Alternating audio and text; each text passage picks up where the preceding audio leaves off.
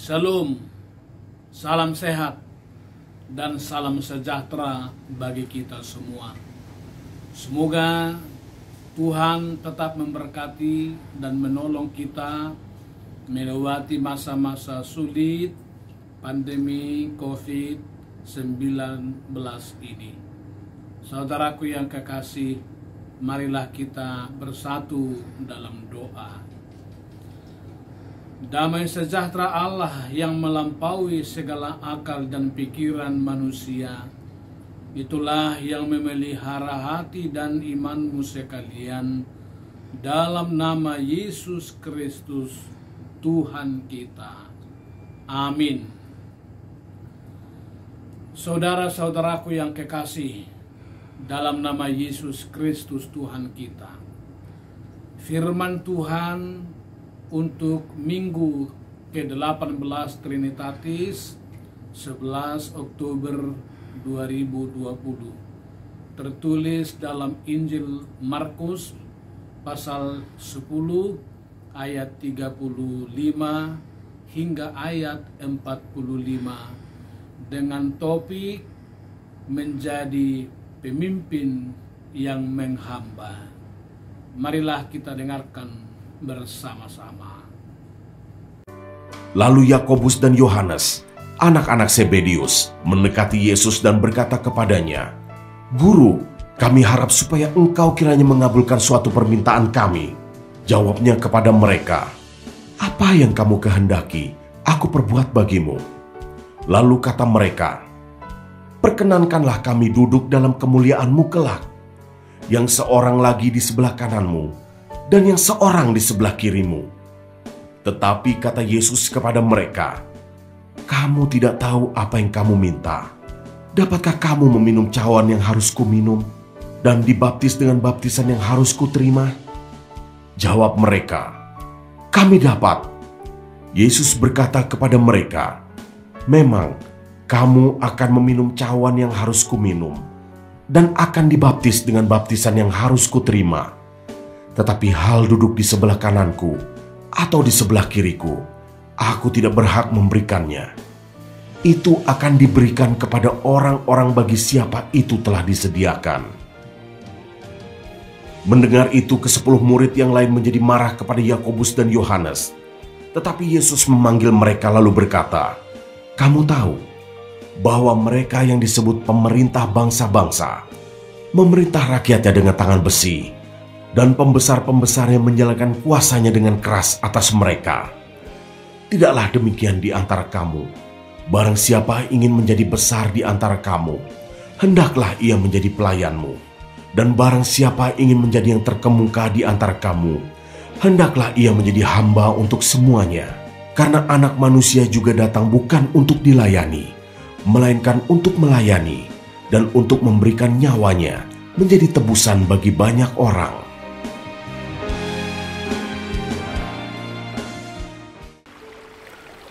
Saudaraku yang kekasih, Alfred Adler pernah menyebutkan bahwa salah satu kehendak manusia pada umumnya adalah adanya keinginan untuk berkuasa, the will to power. Manusia cenderung ingin menjadi nomor satu, ingin dihormati, bahkan ingin menjadi penguasa. Setiap orang merasa lebih layak dan lebih mampu dibanding dengan orang lain. Acap kali seorang merasa dirinya sebagai seorang superior dan orang lain sebagai inferior. Seseorang yang merasa lebih layak tentu cenderung ingin menguasai, mendominasi, bahkan bila penting, hingga mengeksploitasi sesamanya manusia. Saudaraku yang kekasih, dalam realitas seperti itulah Yesus memberi pengajaran yang sangat radikal bahwa siapa yang terbesar hendaklah ia menjadi pelayan diakonos bagi sesamanya, dan siapa yang ingin menjadi terkemuka hendaklah ia menjadi hamba, doulos bagi sesamanya. Yakobus dan Yohanes, anak-anak Zebedeus, mengajukan permintaan kepada Yesus dengan harapan agar sang guru mengabulkan permintaan mereka. Apa itu? Dalam ayat 37 disebutkan, "Perkenankanlah kami duduk dalam kemuliaan-Mu kelak, yang seorang lagi di sebelah kanan-Mu, dan yang seorang di sebelah kiri-Mu." Saudaraku, posisi sebagai murid membuat mereka merasa memiliki saham dan layak beroleh perlakuan mendapat jalan karpet merah. Keduanya diam-diam ingin beroleh perlakuan istimewa, bahkan memiliki niat tersembunyi untuk menjadi orang terdepan di antara sesama murid. Lalu Yesus berkata bahwa mereka meminta sesuatu yang mereka tidak tahu tentang duduk di sebelah kanan atau kirinya selain Yesus tidak berhak memberikannya. Itu hanya diberikan kepada orang-orang bagi siapa Bapa telah menyediakannya. Ke-10 murid yang lain marah kepada Yakobus dan Yohanes. Sikap itu telah menimbulkan iri dan amarah yang bisa menyulut pertengkaran, bahkan kekacauan. Nah, dikala murid-murid memiliki motivasi yang keliru, Yesus meluruskannya dan membuka mata mereka melalui sebuah pengajaran pedagogis. Katanya, "Kamu tahu bahwa mereka yang disebut pemerintah bangsa-bangsa memerintah rakyatnya dengan tangan besi, dan pembesar-pembesarnya menjalankan kuasanya dengan keras atas mereka. Tidaklah demikian di antara kamu. Barang siapa ingin menjadi besar di antara kamu, hendaklah ia menjadi pelayanmu. Dan barang siapa ingin menjadi terkemuka di antara kamu, hendaklah ia menjadi hamba untuk semuanya." Pemerintah bangsa-bangsa memerintah rakyatnya dengan tangan besi, dan para pembesar menjalankan kuasanya dengan keras. Itu pemerintah dan pembesar. Sedangkan para murid bukan pemerintah dan pembesar, bukan? Mentalitas pejabat diarahkan Yesus menjadi mentalitas pelayan. Alangkah indahnya bila para pemerintah, pembesar, dan para pejabat tulus bekerja untuk melayani, maka mereka pun akan semakin besar dan terkemuka. Saudaraku yang kekasih, konon suatu kali seorang pernah bertanya kepada Ibu Teresa. Ibu telah melayani banyak orang miskin di India. Tahukah Ibu bahwa ada lebih banyak lagi orang miskin yang terabaikan? Apakah Ibu tidak merasa gagal? Ibu Teresa menjawab, "Anakku, aku tidak dipanggil untuk berhasil, tetapi aku dipanggil untuk setia melayani." Tuhan memanggil kita semua agar semakin gemar melayani dan menjadi pemimpin yang menghamba. Apapun jabatan kita, pakailah juga jabatanmu itu untuk melayani. Apapun pangkat yang kita sandang, pakailah itu juga untuk menjadi saluran berkat dalam melayani.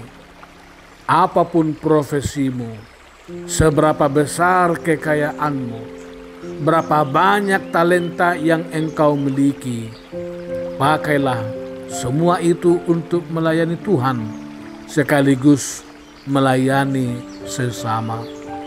Kiranya semangat melayani lebih terukir di hati kita ketimbang semangat untuk dilayani.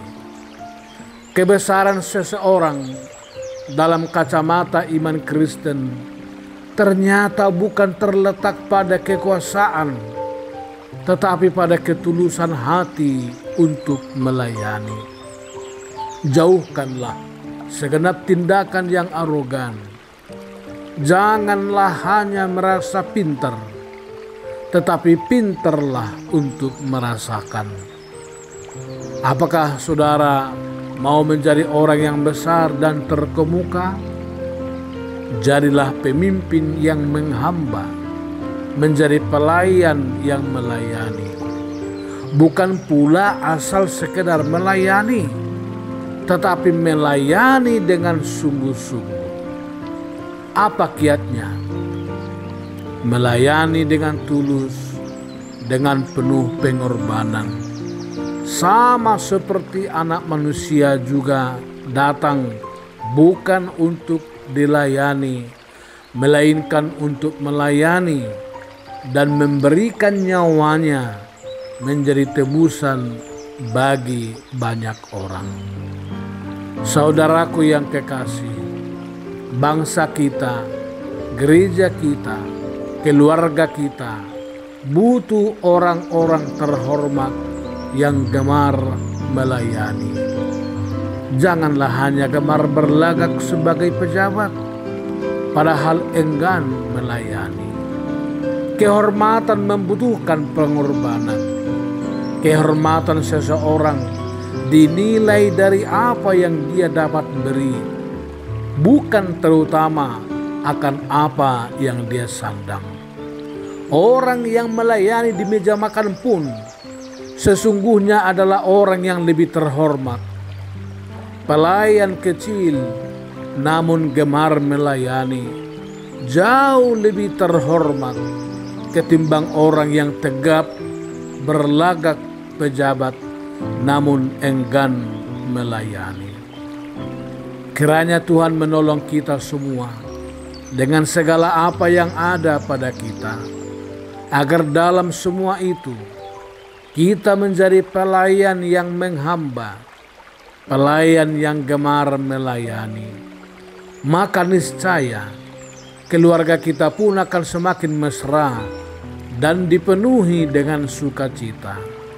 Gereja kita pun akan semakin bertumbuh dan berbuah, dan negara kita pun akan semakin bangkit, maju, dan sejahtera. Selamat melayani dengan setulus hati. Semoga Tuhan memberkati. Amin. Inilah yang ku punya, hati sebagai